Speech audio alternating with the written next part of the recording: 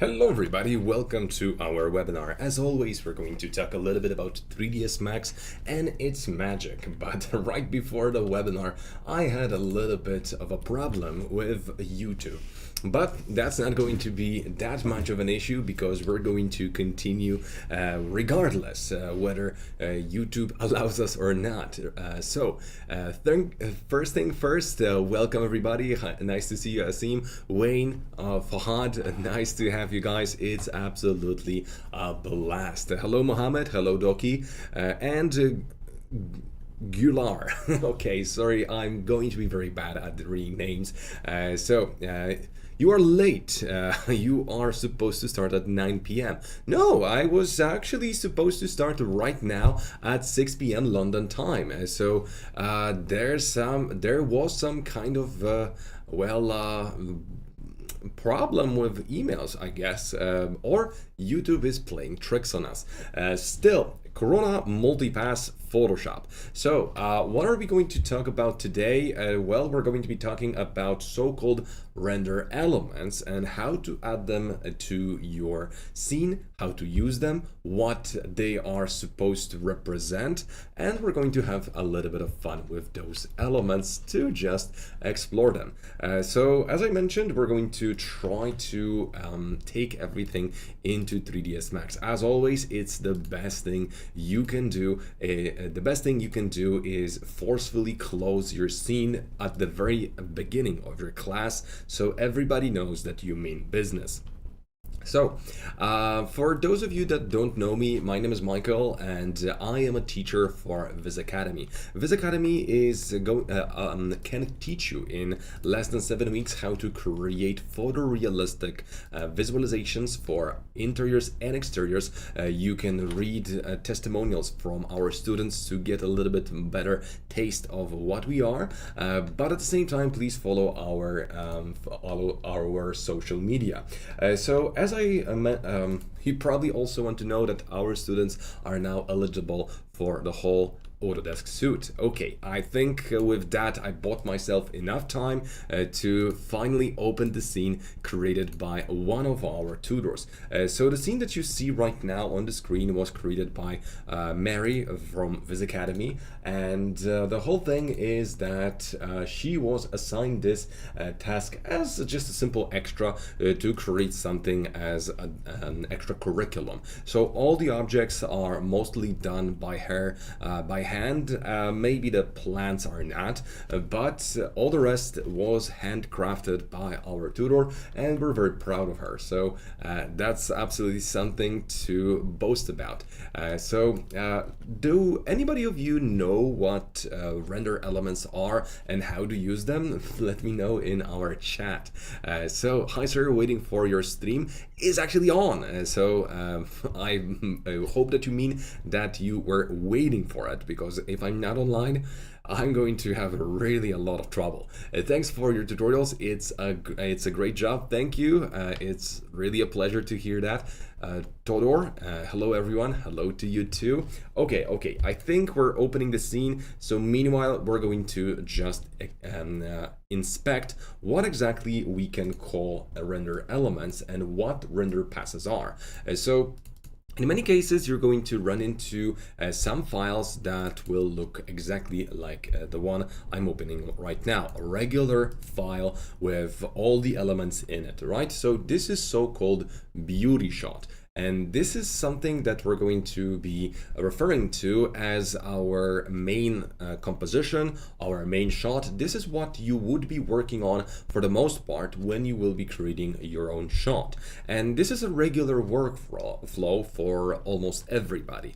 In Vizacademy, we try to make sure that everything our students produce is going to be based mostly on the beauty shot, because any sort of post-production is potentially going to cause a lot of problems in a case of back and forth with your clients. So it's best to make sure to produce something that requires little to no post-production whatsoever. But there are some situations where post-production is a must, especially product shots or some of the animations. Mike, I have learned a lot from your webinars, and I never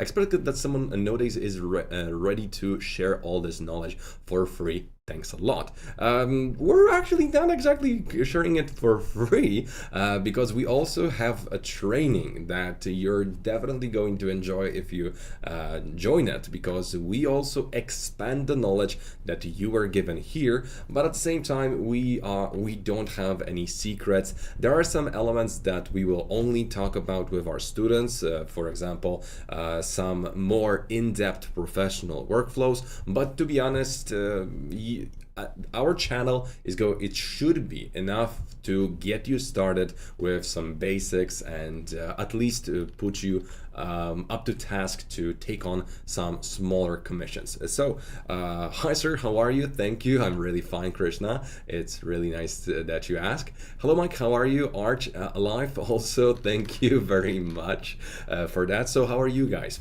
Okay, so then we've got something called C Essential Direct, and you can see that the list is actually quite long. So we've got something that's called direct lighting. This is all the light that is directly illuminated from objects like corona lights, corona light materials, self-illuminated elements that are very strong, your sun, and also the main environment. But at the same time, we have emission. Emission is only going to be let's say applied to the self-illuminated objects that are actually not going to have any effect on the lighting, so weaker lights and self-illuminated elements. So this is going to be all on this pass. Then we've got indirect lighting, which is very revealing, because what we can see here is a lot of physics going on. This pass is reserved for any bound light. All the light that bounces in 3ds in Corona is mostly going to be bouncing approximately 27 times.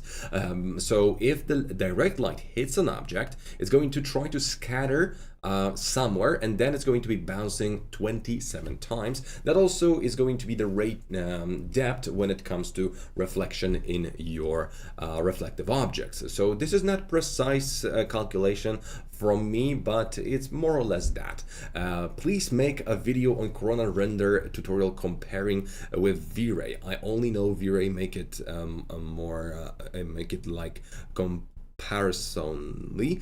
Example, how to use V-Ray sunlight, and in Corona how to use it, and I hope you understand. I do understand it, but I have a little bit of a grudge against V-Ray since the longest time, because I used to use it and I never went back since I started working with Corona, because it was so much simpler. But that's a good idea. That's not a bad idea too, because I talk a lot about Corona, but I should also give some time of day to V-Ray at some point. So as I was saying, indirect lighting is all the bounced light, and this is going to be more ambient, and typically we're going to see a little bit more of a problematic situation, because it's going to be less readable. But we also see that most of the corners are going to somehow be more lit than regular surfaces. That's because the light gathers in all of the corners, and that's an actual natural phenomena, because all the light is just bouncing all the time into that corner. That is why typically those are going to be brighter. So that's actually something very physically correct. We've got also one of the most important and most popular render elements, which is reflection. This one opens up the biggest or best workflows for us, because it really can change the look of your image quite a lot.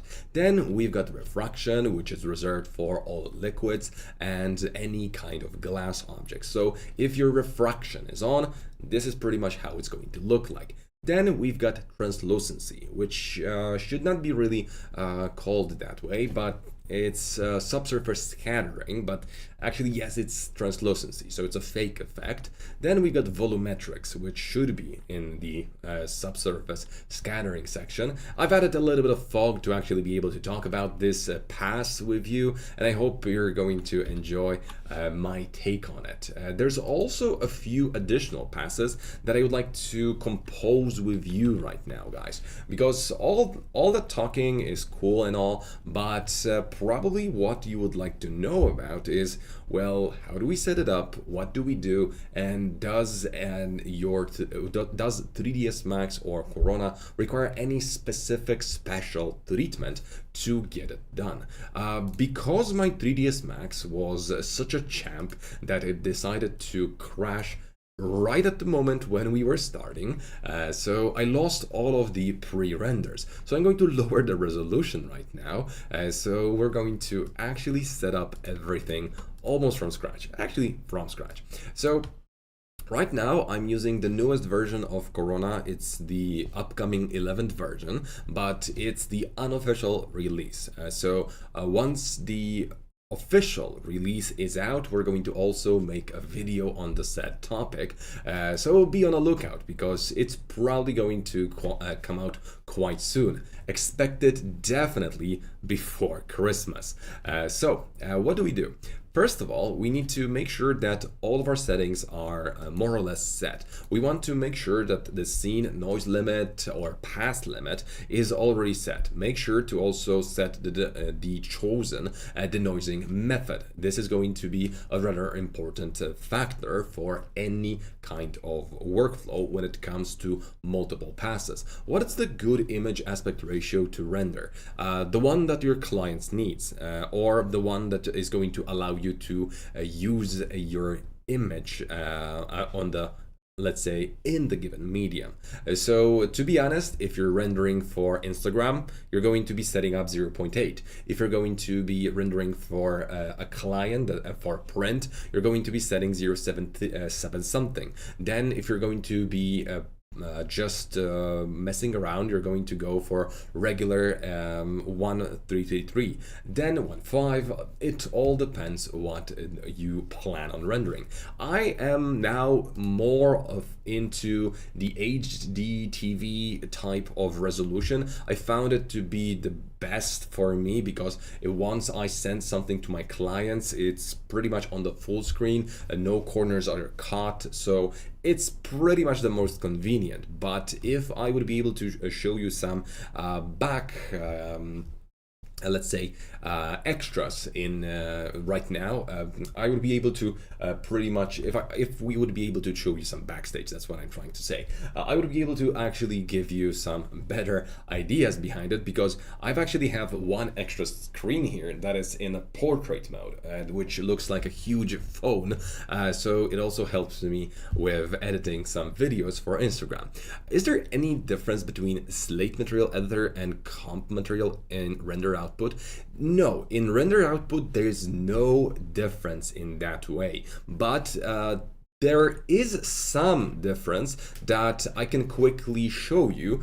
For example, there are limitations to compact editor that are just kind of annoying, especially if you plan on creating something in multiple scenarios. So for example, a quickest example I can come up with is Corona Color Correct. Right now you can see that we've got the input, and if you're going to have the additional outputs, this is something that nobody knows about, but what you can do is plug in multiple textures into one object, then add that multiple texture into your render, and you're going to be able to have multiple outputs out of one image. This is best for product rendering or to check out some kind of extras. I'm not going to go into this deeper, but it's, for example, impossible to set up, and I'm not being and I'm not joking, impossible in a way that well, there should be some slots for this option to work in compact editor. There should be additional slots, like for example in multi-map material, where you're going to be able to see all of those open elements. But unfortunately, Corona just Corona team said that nah, we're not going to make this any more complicated. No chance, and you're actually missing out on options. And this is just one on from the top of my head option. So there's no difference in render output, but there is difference in your workflow. So definitely you're losing out if you're not using Slate Material Editor. So I got here late, down Windows Update. Well, you haven't missed a lot yet, so good that you are here. Mike, how do you lit a scene with only one small window? Is there a natural light to come in?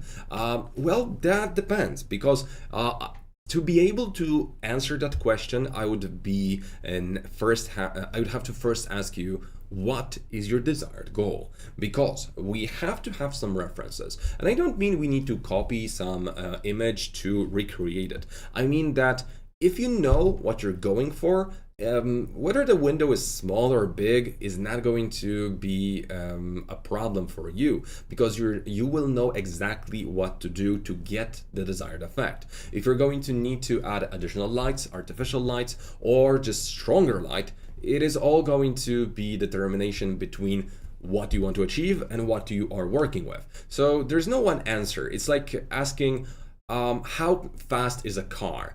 Well, depends what car, or how much does a car cost? It also depends.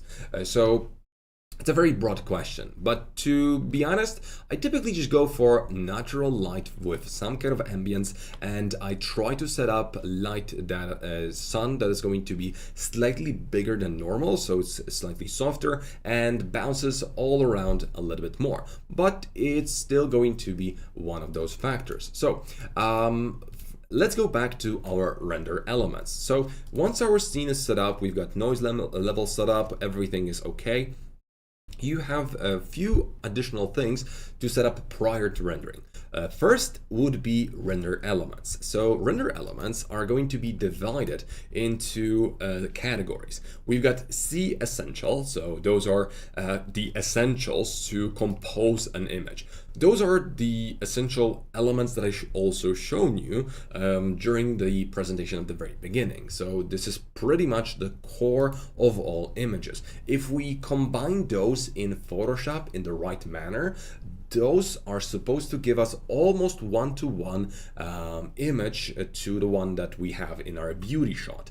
Then there's another category, C geometry. So most of those are not going to be that helpful for us in this manner, because you don't use them for composition that much. But there are some tricks that we can actually show you to utilize some of them.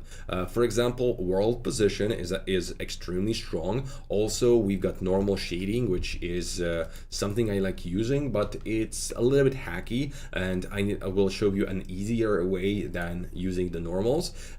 Z depth, which is extra cool, so that's something that I want to show you.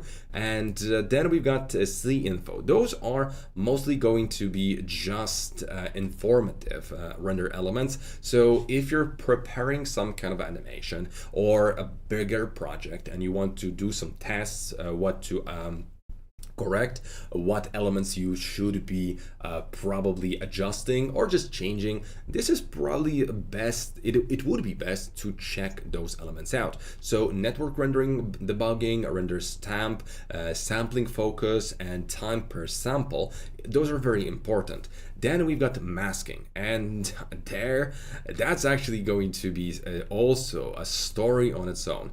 So Z depth goes in, let's add another portion. So when it comes to masking, we've got a few of those. Cryptomate is one of the most precise options, and it deserves a separate video. So I'm not going to go into it right now, as this is a topic on its own, but to put it in layman's terms, it's the best way of masking any elements, because it pretty much can have depth of field information, blur, it can have perfect masking for any element in your scene. So it's just amazing. Then we've got regular masking, which is almost as good but not as precise, because just uses different algorithm. It's more convenient for me to use, but more about it next time. We've got also wire color, which is the most random. Albedo, which is a huge helper. I'm going to show you how it works just for the fun of it. So you're probably going to, some of you are going to say, what? I didn't know that I'm wasting so much time. And yes, you are. So then we've got shading. So this is another beauty shot, which is for some reason there. I'm guessing it's for decomposing with bloom and glare, because bloom and glare can be added as a separate layer. So this is also very powerful. Sometimes you're going to be able to calculate this effect from a totally different source. For example, there was a very powerful script or Photoshop plugin that I was using for the longest time, but they updated it and made it absolutely bad. So yeah, I don't any longer. Then we've got caustics, components, and finally we've got light mix and light select. We're going to be able to use this but in a second.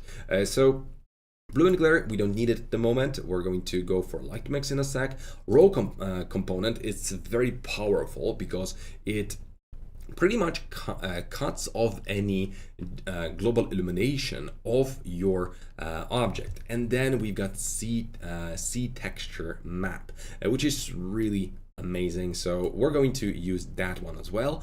So sea texture, to show you the trick that I was talking about, we're going to set it to use one of the procedural maps. The way this specific render element works is that you can apply any kind of map, regardless whether it's going to be colored or black and white, to this slot, and it's going to be using the original objects mapping or the maps mapping if it's going to be set to real world scale, real world coordinates. Then let's just go ahead and go to general, and in general I'm going to go for fall off.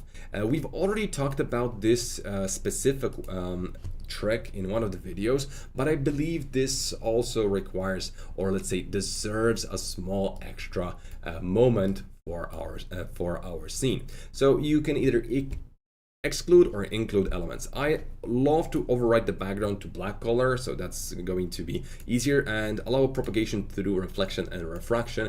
This is one of those very unique properties that Corona actually nailed while other programs didn't. Okay, so from what I know about my scene is that I need to type in 1100 here and Z black to 0. So we're going to start interactive to quickly show you how all of those work and how they split into different categories before I actually put on the render. Hi, how do you let's see? Hi Mike, shout out from Mexico. A question: should I turn off LUTs when saving all render elements channels? No, you don't need to do that. That depends on the desired effect, because LUTs are going to be pre-applied per tone mapping, as all the elements are going to be applied overall. So if you already know that you're going to be using this LUT, there's no difference, because all of the render elements that will be affected by tone mapping will be getting it anyway. So it's up to you. Now let's go ahead and see all of those, check all of those elements. So we've got direct reflection, refraction, translucency, and volumetrics, translucency again for some reason, Z depth. So this is a mighty powerful render element, because it's going to allow you to calculate the depth in your room. It's actually a very cool thing to have, because it allows you to save a minute or two on rendering by actually not rendering fog and well, faking it to some extent. So it's a powerful thing. Then we've got the albedo, and that's when the fun begins. So I prepared this for you to actually see that sometimes when we will be creating our scenes, some elements are going to be red in so-called albedo pass. What does it mean and what does it inform us about? Well, mostly it is not going to have a lot of impact on the scene itself, but it only tells you that your furniture that you've created or some material is using too bright white color. So this is going to have a tremendous impact on the speed of rendering the speed of render that you're going to be obtaining.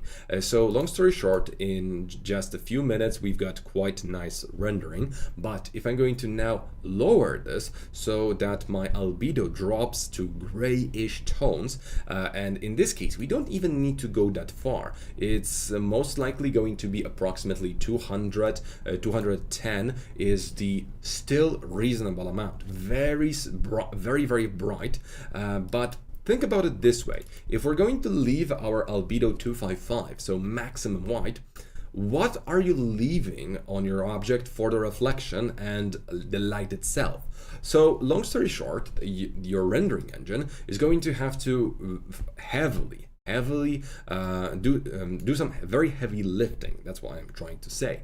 And when it does, what's going to happen is you're going to waste way more time because something called anti-aliasing is going to be triggered. So this render element, the albedo, is actually very cool to set it to for a second, check what materials need correction, and this is going to be very helpful. I know that this is not exactly the multipass element, but since we're on the topic of render elements, I figured that knowing this is going to be extremely good. So now we can fix some of the elements in our scene. A volumetric material, oh, not that one. I wanted to grab this one. Okay, so material get from selected, and now we're going to lower that. Hello, Malad, nice to have you. How are you? How you been? Are you that Malad from our group, or are you a different one? I hope that, well, both options are fine with me. So let's see. And now the third material also needs to go down. But here we've got a little bit of a different situation, where in this scenario you can see that the texture is already very bright. So what can I do with it? Well, I could go to Corona color correction and take away a little bit of exposure, but that's gonna cause me a lot of trouble. While I can just go to base level 0.8 that, and voila, we've got it done and dusted. All of the elements are now grayish, or there's almost no red color in it. So let's check if RGB is correct. You can see that now if the RGB in our case is let's say unified, and we don't have any kind of extras in R value, that means that our albedo is now clean because it's getting enough space to work with, and the overall rendering is going to run way faster. So it's a powerful thing to have, because your render elements and all rendering is going to go not only faster, but also your initial noise level is going to be way lower at the very beginning than it would be in any other circumstance. So yes, that's my lad. My work increased dramatically thanks to you. Thank you. So nice to have you. Send me some of your work on our group chat. I would love to see what are you working on right now. So we're going to give you some reviews then, just for fun of it. As really nice to have you. Mike, what is the ACSOT? Is it AC's workflow? Yes, it's not exactly that workflow, but it's the closest Corona got to it. So it's pretty much that, yes. Happy to see you again.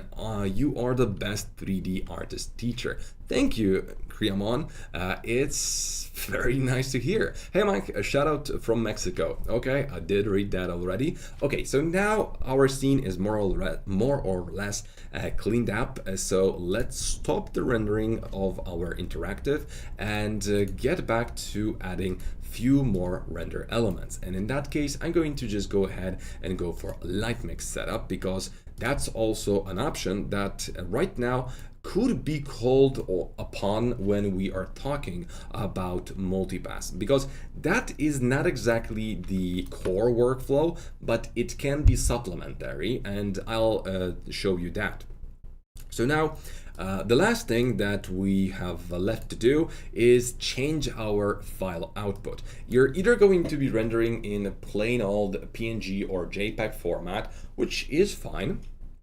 Or if you're already into actually working with more, let's say, complicated formats, we're going to change our format into CXR. So CXR is a little bit deeper format that allows you to store a little bit more information about all the colors and their intensity. Intensity doesn't only mean how saturated the color is. It also means that a color can emit light, and that is very powerful. So we can now click on AXR, setup, make sure that you're going to be using full float or integer, but I prefer to just go for full float, type RGB, and here this is a very cool trick, automatically all render elements to the render dialog. Here we've got all the passes that we can also go for, but to be honest, we're not going to be talking about any of those at the moment because those are going to take us too much time at this point. We're going to get there eventually. So let's go ahead and save this file, go ahead and render this. So the rendering of this kitchen is not going to take us much time because it's actually going to be a lower resolution. So obviously it's mostly going to be like 5 minutes. So we can actually use this time to talk a little bit about something that I already gave you some nice info on, but I just wanted to give a huge shout out to the CG Architect 3D Awards because the nominees has been announced. So I had the pleasure to be one of the judges, and for that reason we worked very closely with Chaos and some of the people from the let's say background in Chaos overall. But why am I talking about this? Because what's very cool is that I've actually had a pleasure to give all of those works that were nominated a certain amount of points. I'm not going to disclose what percentage or what is the let's say what is the process behind the scenes, but it's extremely cool how they figured it out. I must say that I was impressed with the whole system. But the reason why I'm talking about it all this time is that this work is by one of our students, and you can see his work on our Instagram. So this is quite amazing feat. I've actually contacted so Raimondo, hope that you're here but probably not, because why would you? But school Vizacademy, look at that. And I personally was the teacher for this student, and the funny thing is, because I'm really proud of this fact.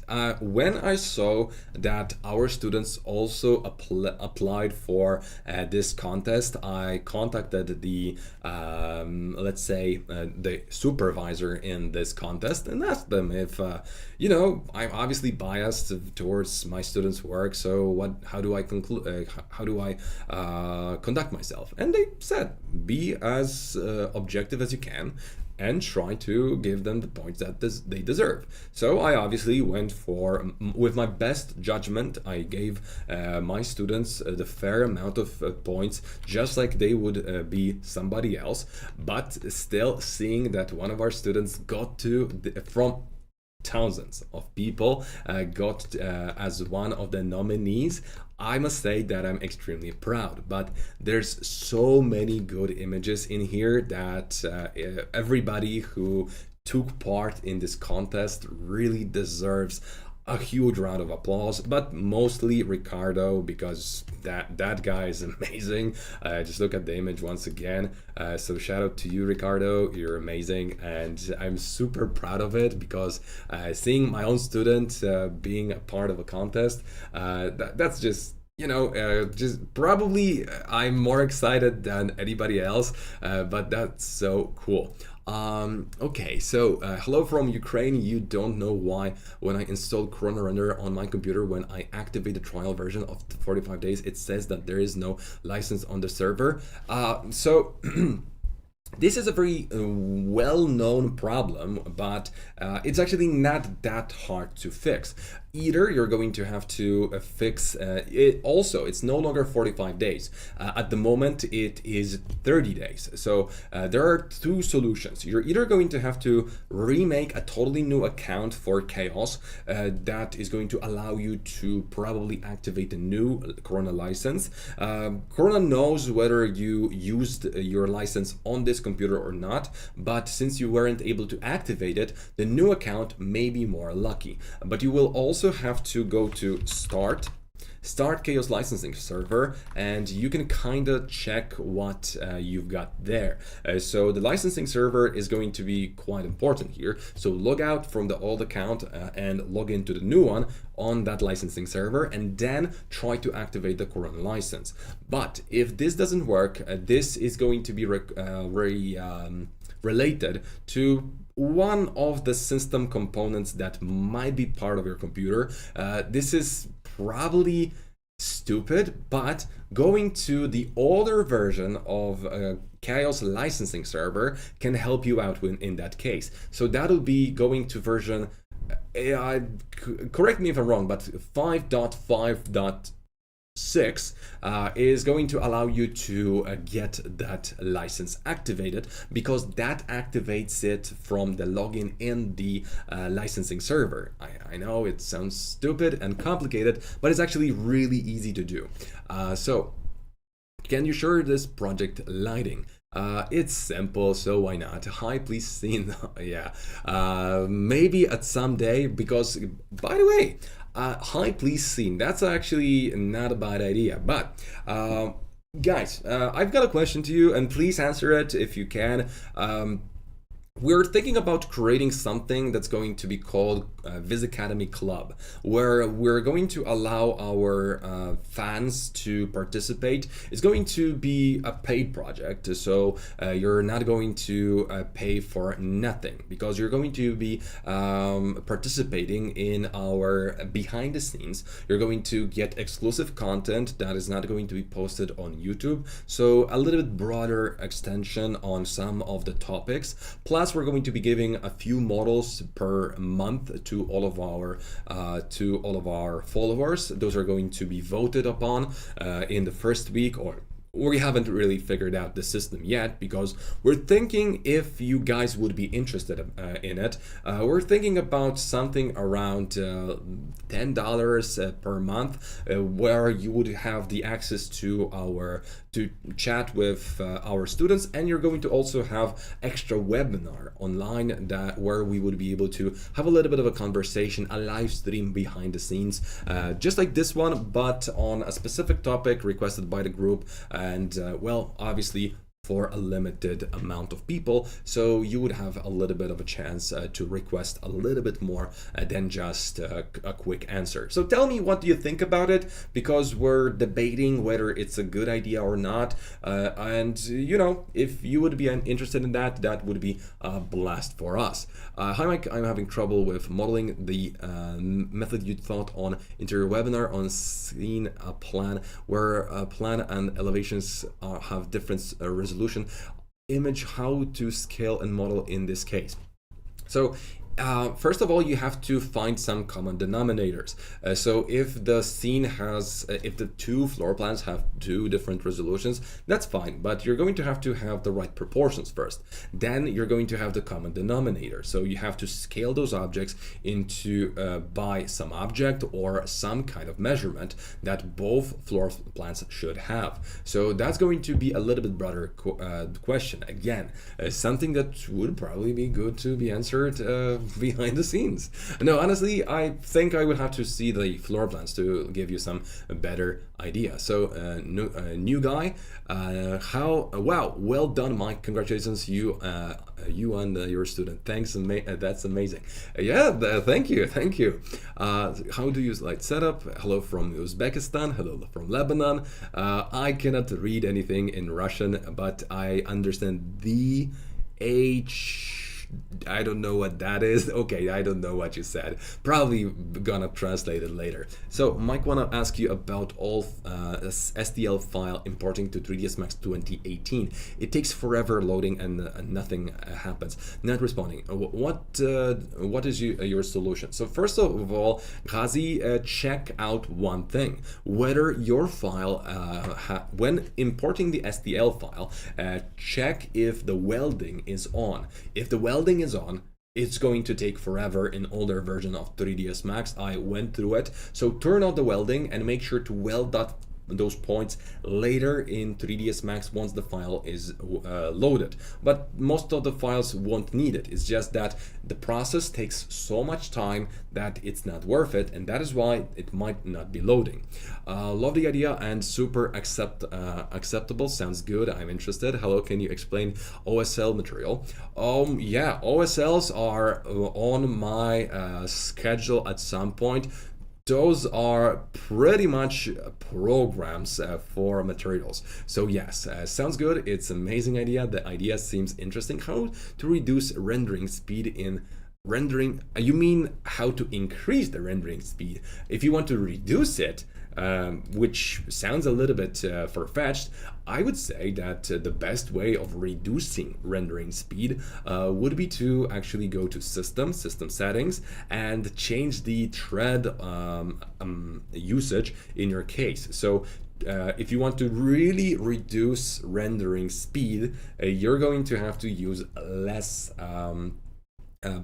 fewer threads in your rendering. So that would entail that you're going to type in minus something depending on what computer you're using. So for example, interactive render by default is going to have -1 thread, so you can still fool around in 3ds Max while you're working, but it's also going to be ramping up a little bit of your a little bit of your computer. So now, what were we talking about? We were talking about our multipass. So let's just go on with it. First, we need to have Photoshop. So that's unfortunate, but you have to. Then we've got our AXR file. So I hope that I didn't fail. Oh, by the way, just a quick heads up, we can also use CXR, which is EXR, but with Corona, let's say, attached to it. So this is going to allow you to literally work with a file outside of 3ds Max. So tone mapping and denoising is still going to be a thing when you will be working with that software. So okay, now render, our AXR can be loaded as transparency into our file. And the thing is that right now, because Corona is, because our file is not going to be very fond of the fact that we are only saving this one render element at a time, we're going to have to do a little bit of a manual work, because actually the AXR that we've created is only going to be achievable via extra plugins, because right now Photoshop is too dumb to read everything. So we're going to go to our video frame buffer, save all, and just for the convenience, I'm going to produce a new folder, this was supposed to be 03, and we're going to just select one of the formats that we are acquainted with. I'm going to choose JPEG because I want this to work flawlessly. So we're going to go for image 03, and then we're going to save all of the passes as we go. So setup, just make sure that it's in the best quality possible. Okay, and close your eyes, pretend that you cannot see anything, and we're just going to see what we've saved. So we're going to have plenty of files in here. So let's see them as a list. So this is going to be the list that we've created. So this is our beauty. Those are the C essentials, Z depth. We've got a little bit of light mix, albedo, that I should have deleted, but I haven't. But let's just delete it now. C texture map, which is a very unique map. As you can see, it looks a little bit weird, but it's actually fun. Also environment, which is part of our light mix, and the light mix itself, so it's pretty much the beauty right now, so we don't need it. Rest unassigned materials, and V-Ray light again, because I was importing stuff in here. Weld was on, thanks Mike. I'm gonna try it now. Try it and let me know, because since I'm online, it's gonna be a good idea. How to reduce rendering speed in Corona. Okay, so that message actually showed again. So first thing we're going to go for is a new file and just open it up to see that this is our beauty. It looks more or less okay. Then we're going to go ahead and add all of the C essentials, which are the most important for us. So we're just going to go 1, 2, 3, 4, 5, 6, 7, and so on. We've got all of them. So yeah, how do we combine them into our image? First, you have to make sure to select the bunch that is going to be at the top. So we pretty much need to go for all of them. A good idea would be to have consistent effect would be to create a black image, or let's say black layer, and we're going to change all of those into one of the blending modes. Typically, if you're going to be working with CXR or 32 bits, you're going to go for linear dodge. But now we're supposed to be using screen, because this is going to apply all of the best, let's say, measurements, or let's say it's going to be closest to the original. Hi, how to convert my render into CAD? I'm not sure if you can do that, but that'll be actually quite fun to do. Mike using Corona 11. What's new in Corona 11? A few things, quite nice things actually, but I would love to talk about it once it goes out, because it's actually going to be a better video then, but it's going to be worth to update, I promise. It potentially gives you ability to lose some of the plugins that were essential for our workflow before then. So now we've got all of our render elements. For now, I'm going to turn all of them off, to just play around with the one that is fully optional in my case, so translucency. Because in the end, if I don't have translucency, you can see that I'm losing almost nothing, because in reality what I'm sorry, not translucency, volumetrics. If I'm getting away without volumetrics, what you can see is that I have or don't have the fog. So that's a cool option to have, really, and that's something we're going to explore a little bit further later on. But translucency is obviously going to be the effect that is part of your leaves, lamps. Very important for us, but the most important thing that you can do with this is lower it or double it if you want to. So you can have a little bit brighter leaves if you want to, and get a little bit juicier effect on some of those elements if you, for example, duplicate or change the fill on that layer. So it is going to be quite cool, because again, you don't have to go back to re-render everything from scratch to get that effect in, which is extremely powerful, because you wouldn't be able to do it manually, because, well, it's literally impossible to write off some of the pixels, and just playing around with exposure or some kind of brightness is out of the question. So let's turn it off as well. Refraction. So refraction is essentially your glass. What is going to be quite cool about this effect is that you can, for example, mask out some of the glass in your case. So I'm just going to mask out this part. We're going to apply layer change of the color for just few elements, and just like that I can change my glass color to something different. Yes, I know it's a very circumstantial situation, but I had many of clients that requested to have brownish doors or grayish glass, brighter glass. All of that was part of my day-to-day work as an interior designer, when I was visualizing interiors. So when I was cooperating with interior designers, I wasn't a designer myself. So refraction is very powerful. Next, most powerful one is reflection. And this is essentially going to be the difference between the night and day in your renders. But it's not only going to give the soul to your objects, but it's also going to allow you to do exactly the same thing we just did a minute ago. So I'm going to just pull it up in our hierarchy, add a mask to it, and you can see that right now we've got our mask fully white. But let's imagine that my reflection in this area, my client said that it's just too bright. What I can do is go to my brush, select the brush, make sure to press X on my keyboard, so the black color is going to be my primary color. Go ahead and press left alt, right mouse button, and go to the right side to make this a little bit bigger. Now I can go higher and make it softer. And we can change the opacity to something around 30%, 25-ish%. Now I can just start drawing on my mask like that to get less of that reflection. Okay, and now you can see that this way I'm getting rid of the reflection. Step by step, I can bring it in or just take it away. And the funny part about this is that I have full control of how much reflection I'm going to have.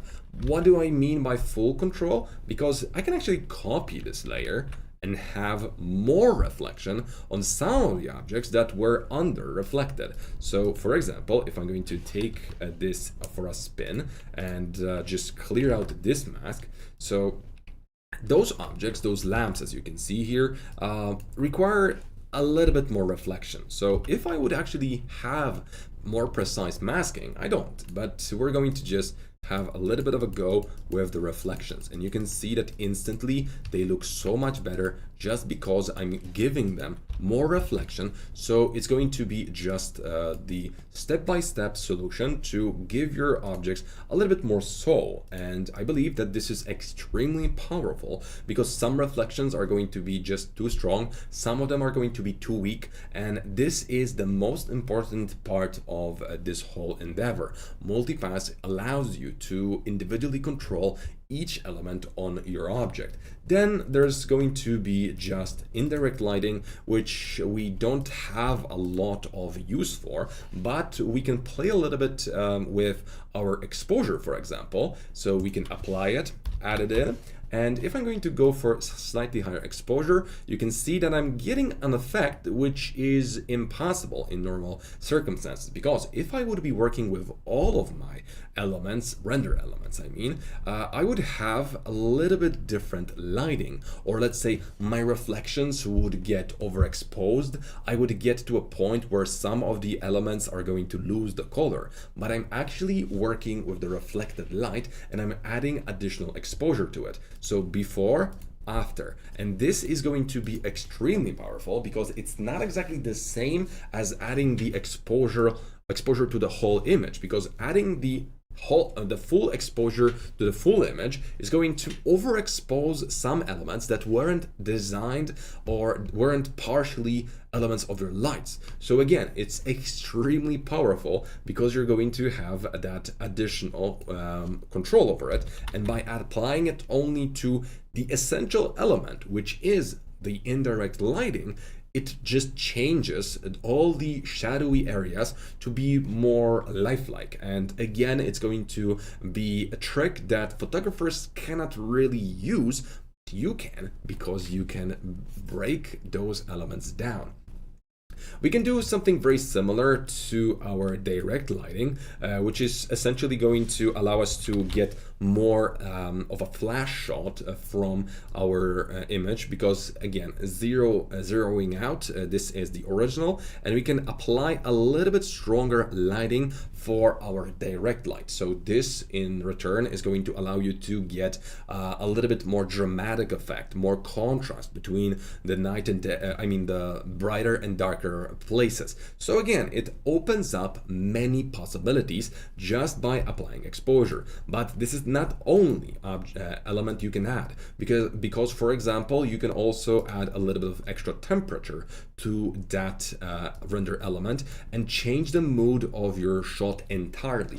Look how juicy it looks because I've added the main light. I've applied a little bit of warmer tones to the main light.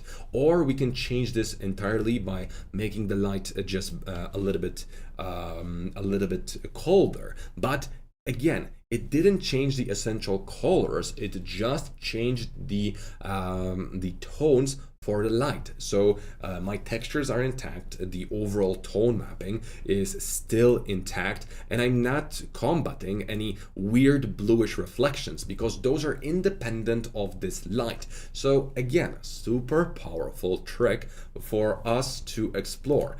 So all the elements in our multipass can be used for additional exploration in 3ds Max whenever you need some additional changes to your image. I always will be saying one thing. This is for fine-tuning your work. When you want to add something for your social media, for your portfolio, but never for a client, unless they really pay you a lot. So what I mean here is that if I would be spending half an hour on working on each of those shots that I would be preparing for my client for interior like this, it would be, let's say, 3 interior shots. Each is going to take me 20 minutes to render, 20 minutes to apply all the changes to, back and forth with what I like, what I don't like, and then making sure that all of them are consistent. That's 2 hours. Sorry, that's 2 hours of my work. Okay, so why is that a problem? People pay you, yeah. But you're going to have this back and forth with your client where they're going to request something and you're going to say, yeah, but I kind of did the whole work thing and it was 2 hours of my work. Yeah, but we need to move your camera just 5 degrees, man. It's not a problem, right? It's 3D software. Then you've got all of that in painting to be corrected 3 times.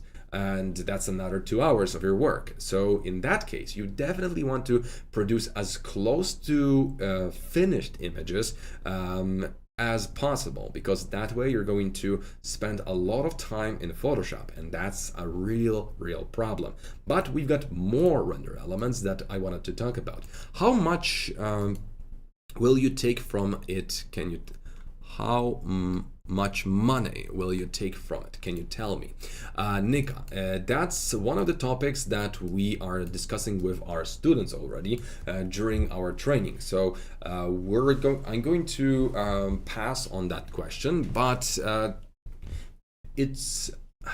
to put it lightly, you can earn a living out of visualizations and not really be that overworked. As when I was starting, I was making a lot of mistakes. I didn't know the limits, how I should talk to a client, what they should know, and I got ripped off many times. The cheapest I went, and this was because I was inexperienced, the cheapest I went for visualization per image was approximately £7, but I was, let's say, selling my skills as a package to visualize a whole house, and it turned out that it was 200 square meter house.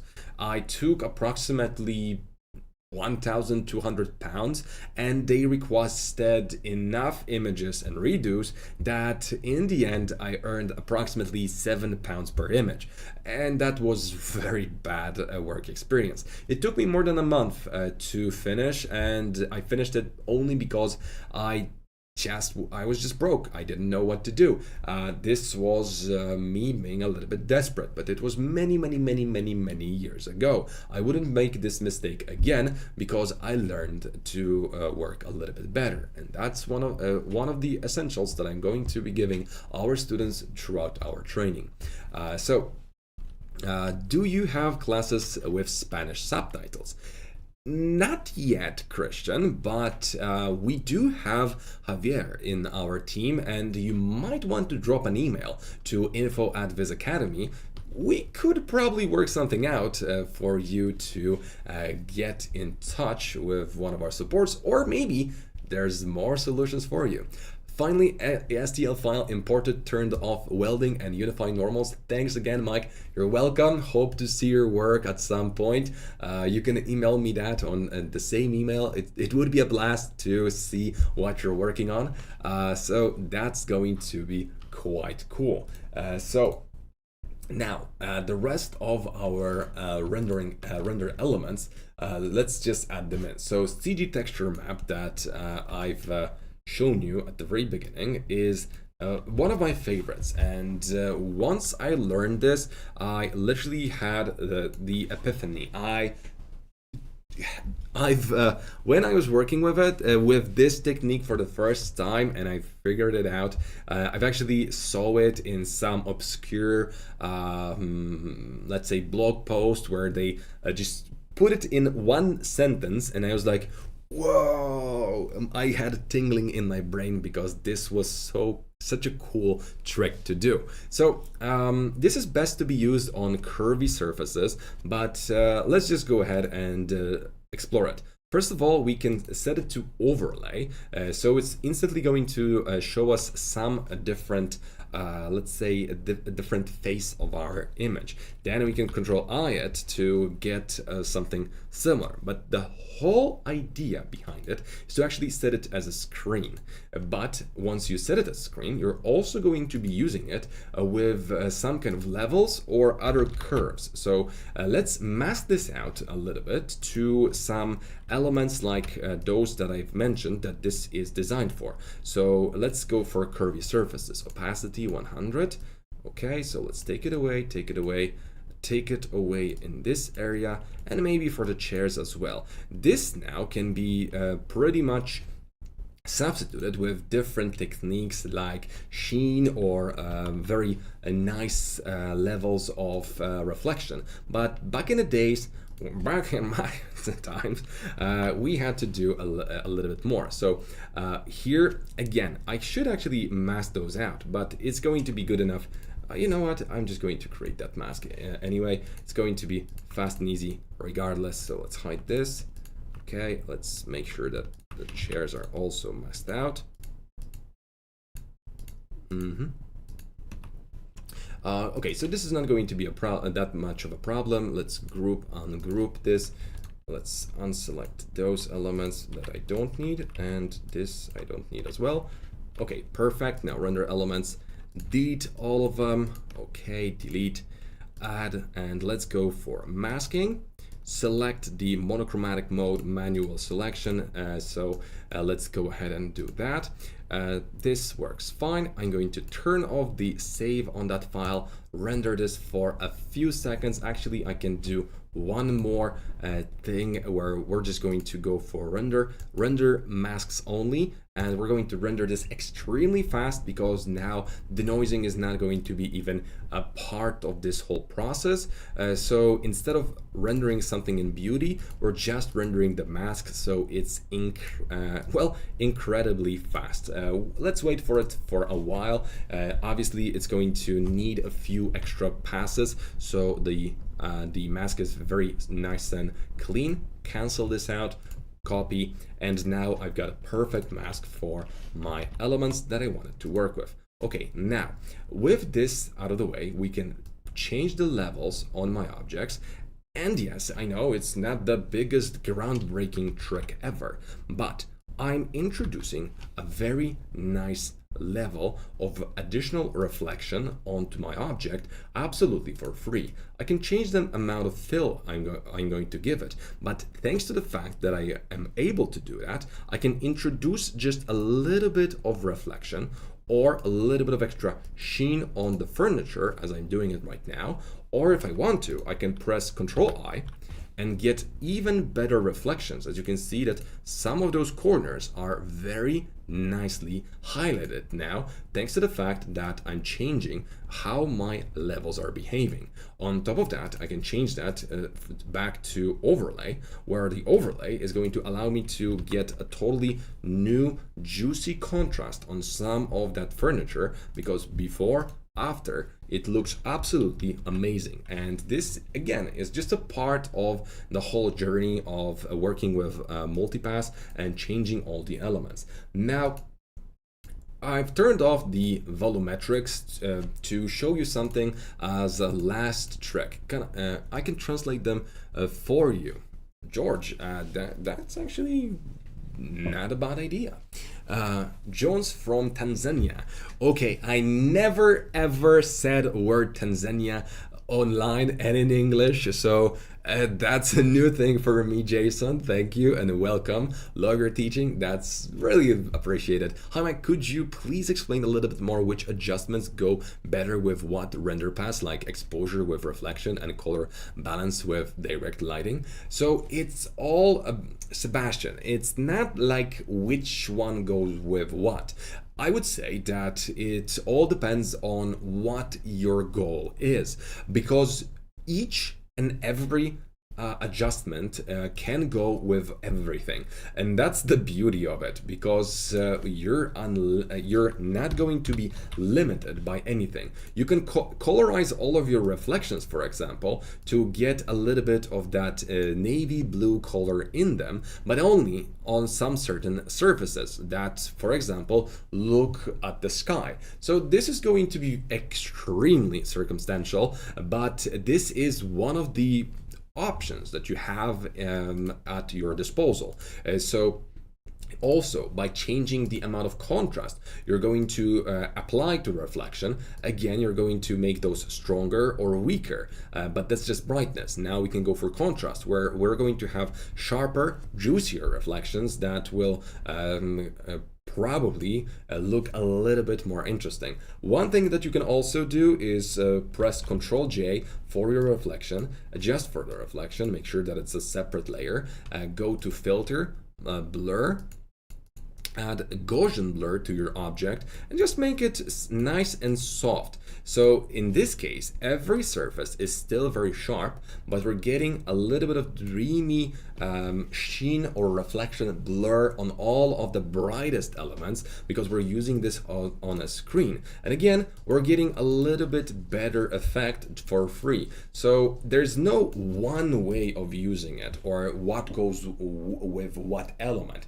It's always going to be a little bit of combining and experimenting, but I'm going to tell you what I already gave you so far is the most commonly used elements by me and how I try to apply them whenever I need to. So hope that this helps, and hope that this is going to be enough. So the volumetrics, so this is just our fog inside of some interior, so not always needed in most of the cases, but we can play with it a little bit, because we can also mask out some elements in here. So we can Control I and just have a nice mask. Then I can apply a little bit of extra whitish color to get a little bit of extra bloom on top of everything. And the difference between this effect and just painting in some elements by going with gradient is that this is also going to have the right volume in the air. So if something is going to be behind the counter, it is going to be behind. If you're going to have a little bit more depth, it is going to have more depth. And again, with our usual fiddly nature, we're going to be also able to get stronger effect or weaker effect depending on how much brightness and contrast we're willing to give this object. Plus, you can also apply additional objects or changes to it by, for example, adding a smoke effect on top of it. But that's a totally different story. Then let's just go ahead. Let's pretend that this is already done to some extent. We're going to apply the image. So image, apply image, and hence we're going to apply Z-depth map. Z-depth is extremely powerful. Now when I look at it, I probably should have used the opposite settings, so smaller and bigger values, but we're just going to rasterize this layer, Control-I for it, and this is what I wanted in the first place. I'm going to keep it this way, and I could also play with it a little bit because again, Z-depth is extremely powerful in 3ds Max, especially for the fact that if we actually start using our Z-depth, we can change the boundaries in real time. And that's super cool because it allows you to be extremely precise. There are multiple ways of using Z-depth, and one of the most common ways is faking the fog that that we've just had in our scene. So let's add a quick Z-depth here. Okay, Control, okay.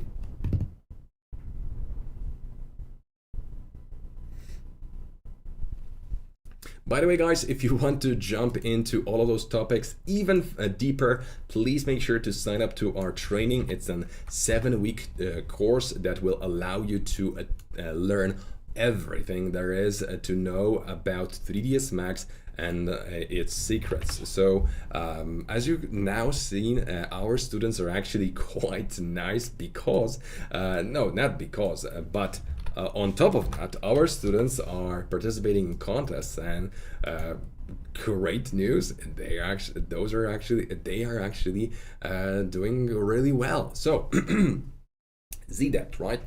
We can apply any changes and set the right depth in real time in Corona. So that's extremely powerful, but we're going to be just applying it here. This one is a little bit better than the first one. We can go for Control X to just take it away. Now apply it as a layer of mask, left Alt, then Control V to paste it.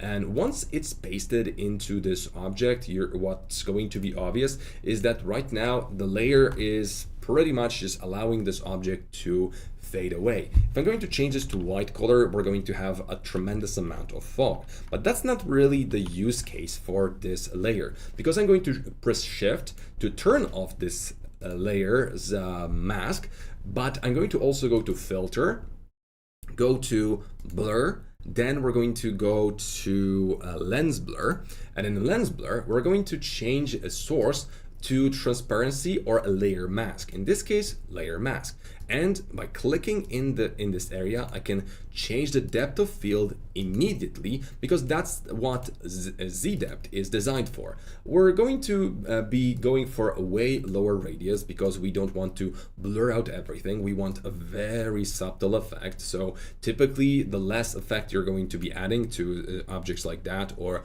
to overall additional, let's say, special effects, the better. But you typically want to have some of it just so your images are going to be more interesting. So this is one of the use cases for the Z-depth. It's better to use regular depth of field, but sometimes you may be left out of with no choice but add some changes. Also, many times Z-depth is going to be a better alternative to using the depth of field, because depth of field takes a lot of time to render. So that's a plus.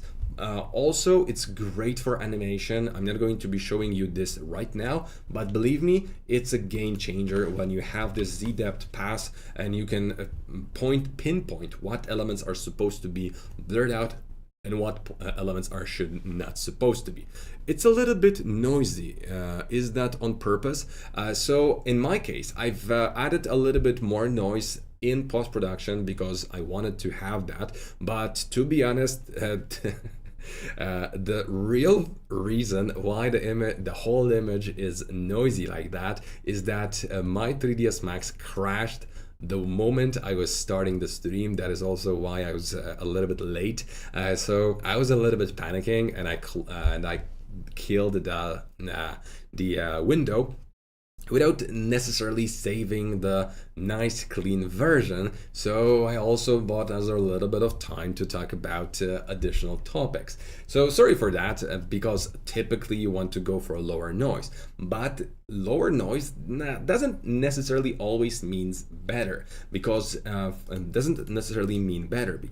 some noise, added noise in Photoshop is going to look better than regular noise that is rendered in the software. But now we can go for our layer, apply it again as our mask, and in this case this is going to be the last thing I'm going to be showing you. So Control I for our mask, Control I for this white color, Control L for our nice masking, and we can control how much fog we're going to have in our room with the same amount of depth. So in some cases our volumetrics can be, let's say, faked to some extent with a very nice trick like this, which is also going to be very good to add to some of your interiors, but not all of them and not always. So this is going to be something that you have to think or through whether you want it or not. But to be honest, it's almost indistinguishable from the regular effect that we can have in 3ds Max. Plus, it's typically going to be cleaner and less noisy because it's just white noise. And if we would add a nicer texture, which would be actually some smoke, so you can go to Google and try to Google and try to just look for some images, smoke black and white, something like that. Let's just copy the first image I can see, copy. Let's just apply it into our layer. Okay, we're going to continue, freeform this. Okay, I know that this is not exactly what we're looking for, but it's good enough for us, because right now I'm going to change this to screen, and you can see that now we've got all of that smoke that actually goes behind the furniture, and it's going to look quite fantastic because we have a little bit of extra volume in here. So this looks like the house is on fire. That's actually my plan, to burn a house online at some point, because I want to do some nice fire simulations. I've already have some pre-composed elements to help you out, to help you understand the whole process. So for example, we've got this very nice chair that burns. So I think that everybody's going to be interested in knowing how to do stuff like this, because it looks quite nice. And I got two versions of it, one lower resolution and one higher. This one is a little bit higher, and it's actually going brighter and a little bit warmer. Do you recommend using artificial intelligence applications to remove noise? Yes and no. I mean, yes, if that can be, let's say, if you can avoid it, avoid it. But in some cases, it's just impossible to do. What's going to be very obvious is that you did use the artificial intelligence, because it has a very distinguishable pattern when it generates elements and details. So yes, it is going to be possible to see that it is denoised by AI. Some people may even tell you that, hey, you used AI, this is not a render. So it's a two-edged sword, but to be honest, who cares? Your clients are never going to tell the difference, and some hyper professional who's going to tell you, hey, I saw that, it's like, yeah, and you didn't use the triangle and at that model, sorry, as a quad on that model, so we're even.